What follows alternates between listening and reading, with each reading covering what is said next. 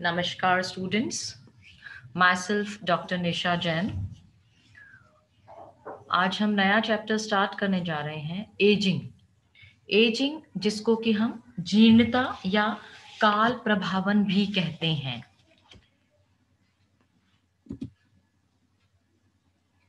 आपके BSc part 1 के embryology का पेपर 3 जो है इसके अंदर ही ये चैप्टर है एजिंग और सेंसेक्स। जीर्णता जिसको हम बोलते हैं, इस चैप्टर के अंदर हम लोग क्या क्या पढ़ेंगे, इसके क्या कंटेंट्स हैं, इस अध्याय के क्या कंटेंट्स हैं। इसमें हम सबसे पहले एजिंग या बुढ़ापा, जीर्णता क्या होता है, introduction, effects of ageing, changes during ageing, physical and morphological changes, cellular and biochemical changes, theories of aging, causes of aging, and diseases associated with aging. क्या कारण है एजिंग के, ये सब हम इसके अंदर, इन डिजीज को होने के क्या कारण है, ये सब हम इस चैप्टर के अंदर पढ़ेंगे।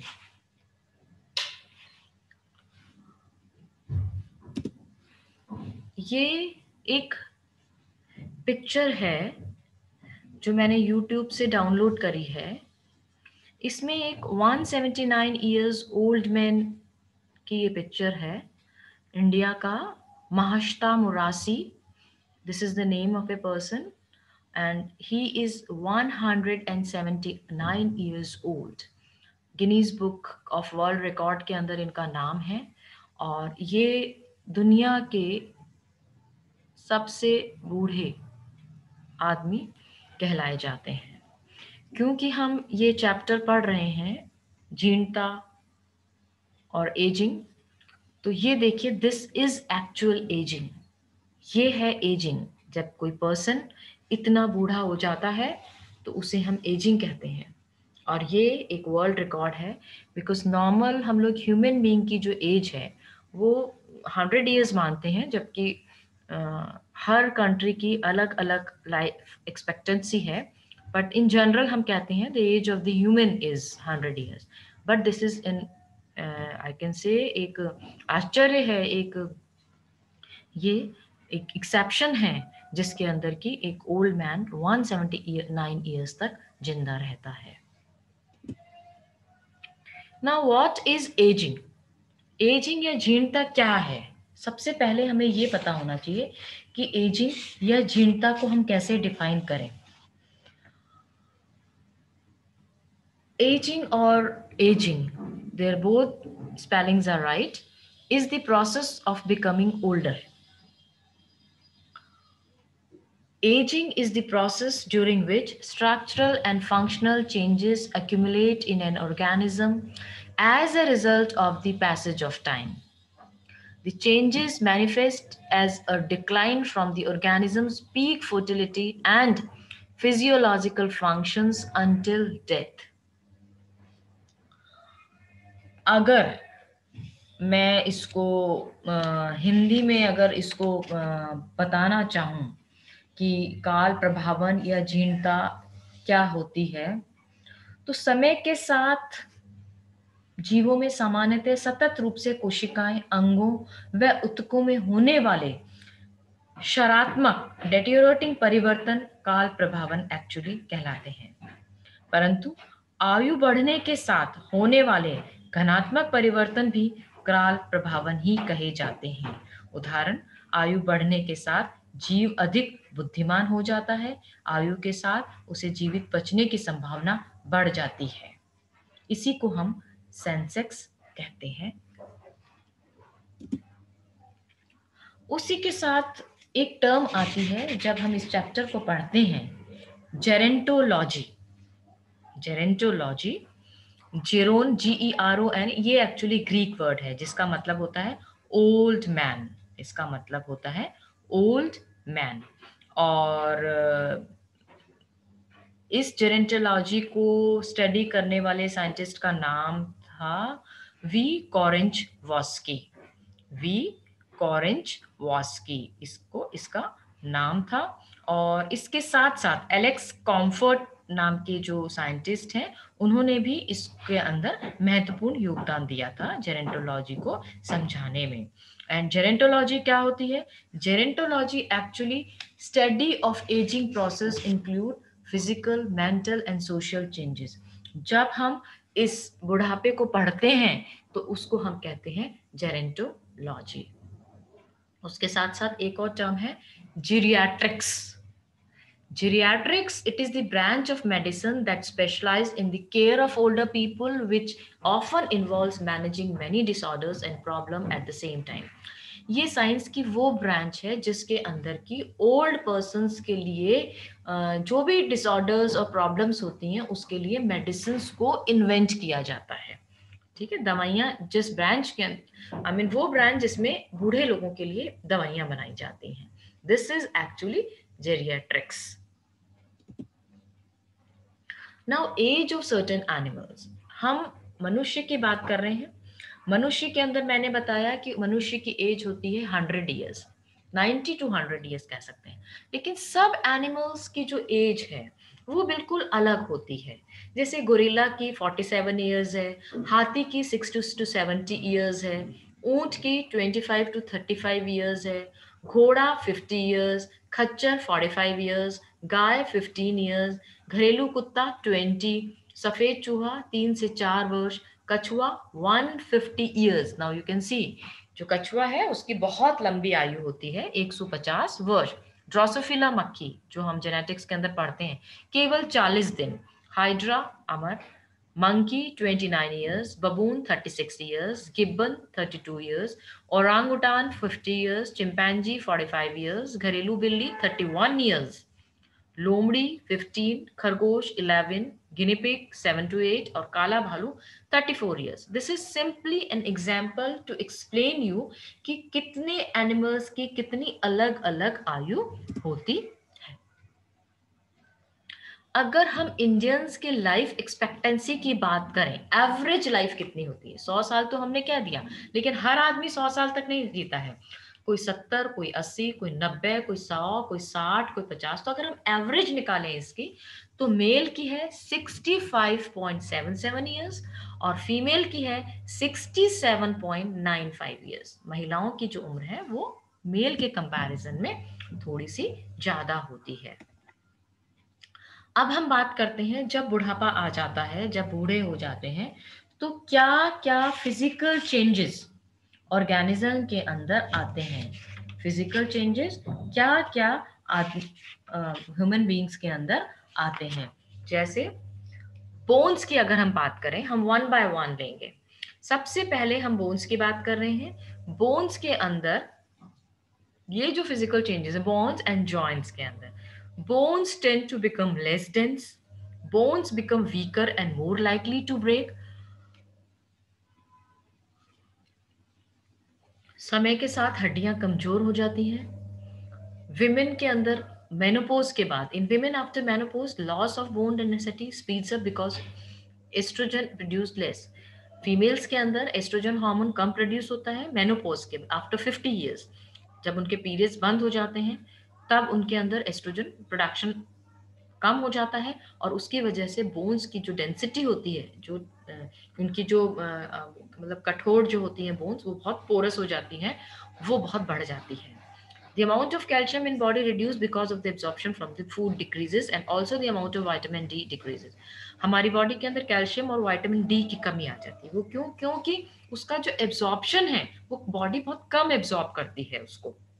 And the most affected bone, और सबसे ज्यादा जो अफेक्टेड बोन्स होती है हमारी बॉडी में, आपको पता है 106 बोन्स होती हैं, उनमें से जो सबसे ज्यादा अफेक्टेड बोन्स होती हैं, femur, wrist, radius and ulna and spine में वर्टिब्रा के अंदर, ये कुछ बोन्स हैं जो सबसे ज्यादा इफेक्ट होते हैं। मतलब इनको हमेशा डर रहता है कि ये टूट ना जाए। Older people become shorter because the vertebrae become less dense due to the lost fluid in the cushion of the tissues and becomes thinner। जैसे जैसे हम बुढ़ापा आता है आदमी छोटा हो जाता है। Why? क्योंकि वर्टिब्रा जो होती है उसकी वो जो वर्टिब्रल कॉलम होता है ना, वो रिड्यूस हो जाता है। क्यों? उसके अंदर जो टिश्यूज होते हैं वो श्रिंक हो जाते हैं, है ना, बिकॉज फ्लूइड कम प्रोडक्शन होता है उनका. Cartilage tend to thin because the wear and tear of the years of movement. This leads to osteoarthritis. जो बोन्स के साथ दो कार्टिलेज जो लगे होते हैं, जैसे कि हमारा मूवमेंट होता है बोन्स का, वो थिन हो जाते हैं, पतले हो जाते हैं, जिसको कि हम बोलते हैं osteoarthritis. Ligament and joint tend to become less elastic, making joint feel tight or stiff. This make people less flexible. हमारे जो जॉइंट्स होते हैं, लिगामेंट्स जहां पर प्रेजेंट होते हैं, वो थिक, लेस इलास्टिक हो जाते हैं. आपने देखा होगा जैसे हम इलास्टिक को काम में लेते हैं, थोड़े टाइम बाद उसकी इलास्टिसिटी खत्म हो जाती है ना, उसी प्रकार से हमारे लिगामेंट्स का जो इलास्टिसिटी होती है वो भी कम हो जाती है, और वो इस वजह से जो हमारे जॉइंट्स हैं वो टाइट हो जाते हैं, एकदम कड़क हो जाते हैं, और उनमें फ्लेक्सिबिलिटी नहीं रहती है.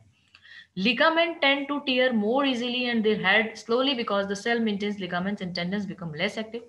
और जब इलास्टिसिटी कम हो जाती है, लेस फ्लेक्सिबल हो जाते हैं, तो उनके टूटने के चांसेस बहुत ज्यादा रहते हैं. तो यही होता है ना, कई बार जैसे हम गिर जाते हैं, पैर मुड़ जाता है, तो क्या बोलते हैं, फ्रैक्चर नहीं हुआ है, मांस फट गया. मांस मतलब लिगामेंट में, लिगामेंट के अंदर आपकी चोट आई है, टीयर वियर हुआ है, मतलब वो टूटा है. तो लिगामेंट को ज्वाइन होने में बहुत ज्यादा टाइम लगता है, जबकि बोन्स तो फिर भी जुड़ जाती हैं. ठीक है, समझ आया. हम बात कर रहे हैं फिजिकल चेंजेस ड्यूरिंग एजिंग. बुढ़ापे में क्या क्या फिजिकल चेंजेस होते हैं. बोन एंड जॉइंट के बाद हम आते हैं मसल और बॉडी फैट में क्या चेंज होता है. ठीक है, मसल और बॉडी फैट की अगर हम बात करें, the amount of muscle tissue and muscle strength tend to decrease as age increases. Muscle can not contract quickly. जो उनकी स्ट्रेंथ होती है मसल की, मांसपेशियों की, वो स्ट्रेंथ, उनमें जो स्टेमिना होता है वो डिक्रीज हो जाता है जैसे जैसे उम्र बढ़ती है. However, aging affect reduce mass and strength by 10 to 15% than during an adult life. कितनी डिक्रीज हो जाती है, 10 से 15% एडल्ट के कंपैरिजन के अंदर. By the age of 75, the percentage of body fat typically doubles when compared to adulthood. This increases the risk of health problems in old age. 75 साल के बाद बॉडी फैट जो होता है वो बढ़ने लगता है, इससे मोटापा आ जाता है, और उसकी वजह से क्या होता है, बहुत सारी हेल्थ प्रॉब्लम्स आ जाती हैं ओल्ड एज के अंदर. A healthy diet and regular exercise can help older people minimize increase in body fat. A healthy diet and regular exercise can help older people to minimize risk और body. बोलते हैं जब बुढ़ापा आ जाता है तो डाइट हमारी बिल्कुल चेंज हो जाती है, तो we should eat healthy diet और रेगुलर एक्सरसाइज करते हैं, तो ये जो कुछ प्रॉब्लम्स हैं हमारे लिगामेंट्स के अंदर, बोन्स के अंदर, मसल्स के अंदर, ये थोड़ी सी हमारी ठीक हो जाती है, बॉडी फैट वगैरह थोड़ा कम होता है. अब हम बात करेंगे आइज की. बुढ़ापे के अंदर, जीर्णता के अंदर आइज पर क्या असर होता है. The lens Stephens making focusing on the close objects harder. जो आंख के अंदर जो लेंस होता है ना, वो कड़क हो जाता है, जिससे क्या होता है कि हम ऑब्जेक्ट को ऊपर अच्छी तरह से फोकस नहीं कर पाते हैं. Lens become denser, become making it dense हो जाता है. डेंस होने की वजह से क्या होता है कि हम डिम लाइट के अंदर नहीं देख सकते. जो हम जैसे जैसे एज बढ़ती है वैसे वैसे हमें लाइट जो होती है वो ज्यादा चाहिए होती है किसी चीज को देखने के लिए. Pupil reacts more slowly to change in light. जो हमारी आंख के अंदर जो प्यूपिल होती है ना, वो, उसका रिएक्शन कम होता है अगर लाइट कम या ज्यादा होती है. Lens yellows changing the way colour are perceived. जो जो हमारी आईज का जो लेंस है वो येलो कलर का होता है, और उसकी वजह से हो जाता है, जिसकी वजह से जो कलर्स आ रहे हैं उनका परसीव कम करता है वो. The number of nerve cell decreases impairing the depth of. Nerve cells हमारी आंखों की कम हो जाती हैं, कमजोर हो जाती है, कहते हैं ना नसें कमजोर हो गई हैं आंखों की. The I produce less fluid making them feel dry. और आईज के अंदर जो हमारा फ्लूइड होता है ना, जो आंख जिसको नमी मेंटेन रखता है आंखों के अंदर, वो प्रोडक्शन कम हो जाता है, और उसकी वजह से ज्यादातर जो ओल्ड पर्सन होते हैं उनको आई की ड्राइनेस की प्रॉब्लम हो जाती है.